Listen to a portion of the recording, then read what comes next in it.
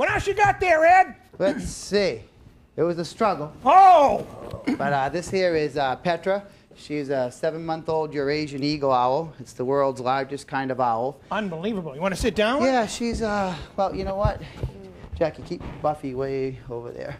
And this owl can carry stuff right now at about 20 pounds. So when she sees my 1-year-old, even my 2-year-old, anything like a coati, everything is potential. Can I ask you a question?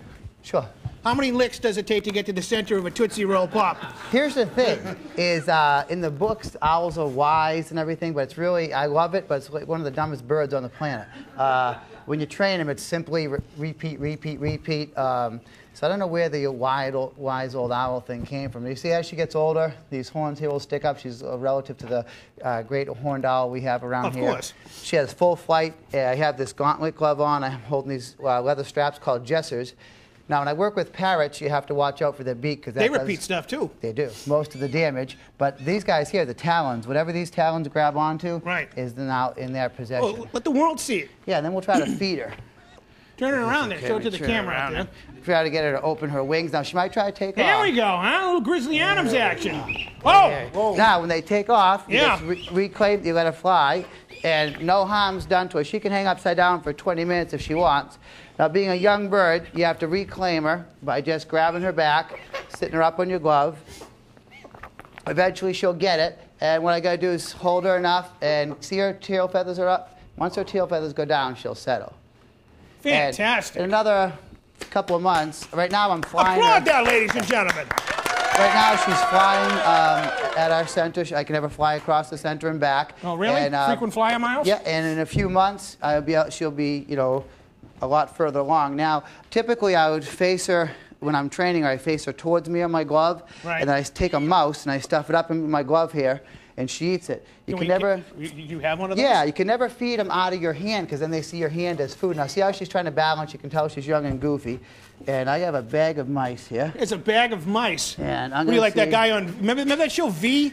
Remember when Diana sucked down rodents? And so for those squeamish people out there that may be watching this during Thanksgiving, this is the owl's Thanksgiving. You're eating a dead bird, so what's the difference? That's right. He's staring at me. Is that bad? Oh, yeah! Look at that! Now, is that finger licking good?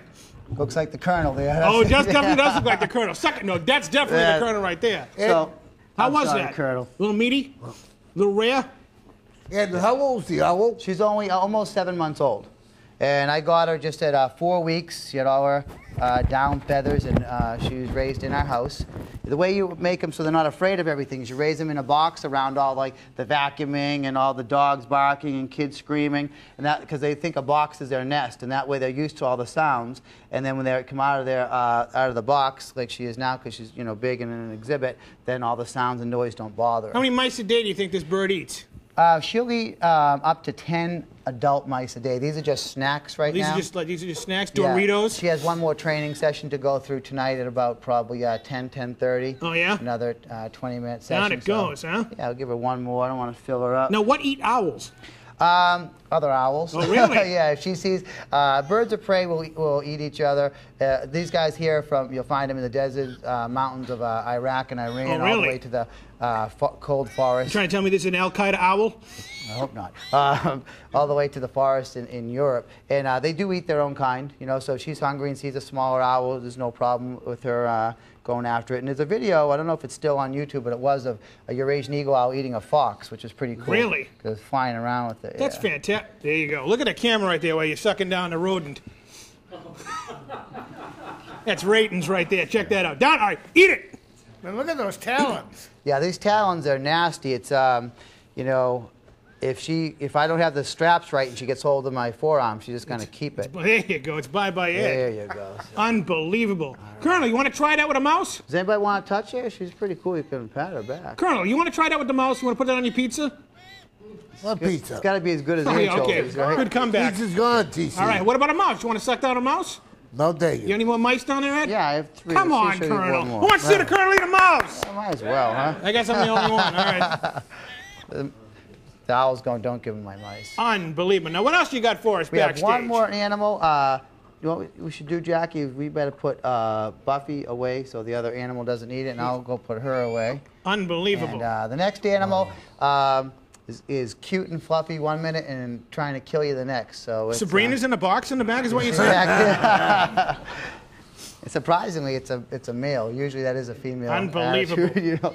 All right, let me go. And, we have Laura and Samson, our Canadian lynx. What is that, a tiger? It's a Canadian lynx cat, and he looks like a tiger, doesn't he? He looks like he's on steroids or something. He's putting on some weight. This time of year, he'll go up to 60 pounds, maybe even a little more. And typically in the summer, he's going around 45 pounds, so he's starting to beef up a lot. Oh, yeah? And Laura is a professional cat trainer, has traveled all over the world. And having 500 animals and 6 kids, I don't get the time that I want with every animal. So then, like, you know, Jackie trains the coatis, Laura trains the cats. I do spend time with them pretty much every day. I'll go in his exhibit and, you know, spend a few minutes scratching his butt because that's what he likes. Really? And, I know. It's a guy thing, I guess. Unbelievable. And, you know, just so he recognizes me, and I do take him out on programs, and he's done some commercials and things like that. I'm sure you don't have a rodent problem with him around. No, actually, we find some dead animals that make their way into his exhibit. You can see Really? the size of his paws. They have these giant paws. They're like snowshoes. Can you get a paw, Laura? It's like an Eskimo. And so he can run on top of the snow after his favorite food, the snowshoe hare. Cats this size can take down a full-grown deer by themselves. And if you can see the big paw there. Look at that mitt, huh? That's a big old mitt. Unbelievable. And then if he sinks into the snow, he's got long back legs to spring himself out. And in the winter, he'll gain some more weight, and he'll turn actually more white in color, so he'll camouflage and blend in more. In the snow, huh? In the snow. But he loves the cold. He has a big exhibit outside. He's outside all year round, and he just loves it. How long does this thing live for? We've probably like 15 years. I think he's probably going to end up making it longer. He just turned 5, and he's showing he's still like No signs of stopping, huh? no signs of stopping. You want to try to touch him, TC? That's all right. I can see it from here. Professor Infestation had to leave because he's allergic to cats. Yeah, if you're allergic to cats, this will definitely do it, right?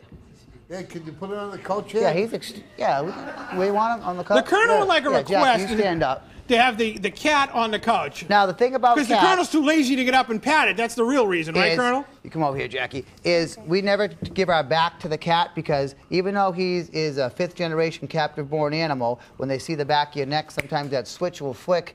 Can you stand over there, Jackie? It's like a vampire, huh? So that he sees the back of your neck and he's like, oh, I just have to kill you. Have to call Dr. Von Butel in for that one. I was doing a show for 400 doctors. Really? And, I wonder if Von Butel was there. And as he was going back in his kennel, I had a big guy standing behind the kennel studying it, and he goes to go in, and he looks up at the guy, catches his throat, and he goes, I want you. And instead of going in his kennel, he leaped up. My friend jumped back. I pulled on the leash, and he said he could almost feel the teeth on his throat. And he wasn't used to working with this cat, so he was... well, maybe we do want it up there on the Colonel on the couch. Out of sorts for quite a while. So even though it looks like a friendly animal, it's still a wild animal, and you got to be very careful with these guys. Let's put them up here. Put them up there. Up there for you, you think? Let's put them up there. We've had worse people up on the couch. All right, so okay. Laura says he'll go up, he'll go up. Slippery floor down here. That's good. Get over to the... How you doing there, brother? How you doing? Bring him right over here for the Colonel. Oh, up there? Oh, well, yeah, over to the Colonel. That's a desk, and that's a couch. All right. I said she's good with cats. I didn't There say, you go. You know. Hey, do you want to be a guest co-host sometime? All right. Colonel, what do you think about that? Huh? You want one of those? It's a big cat. It's a big... No, that's Ernie Ladd. You want to... How about that? How do you like that? Smelling. Hey, big boy. He's like, he might be too big for me to eat. I don't know. Colonel, what do you think you could wrestle that? No. Why not? No. You don't think so? Well, No. Unbelievable. Ed, I want to thank you for being on the program thanks once for again. having us. You're Appreciate unbelievable. it. Where can they get you if they want to bring these animals to their house? Okay, you can go on animaladventures.net, and our phone number also is 978-779-8988. The one, the only, Ed Lockwood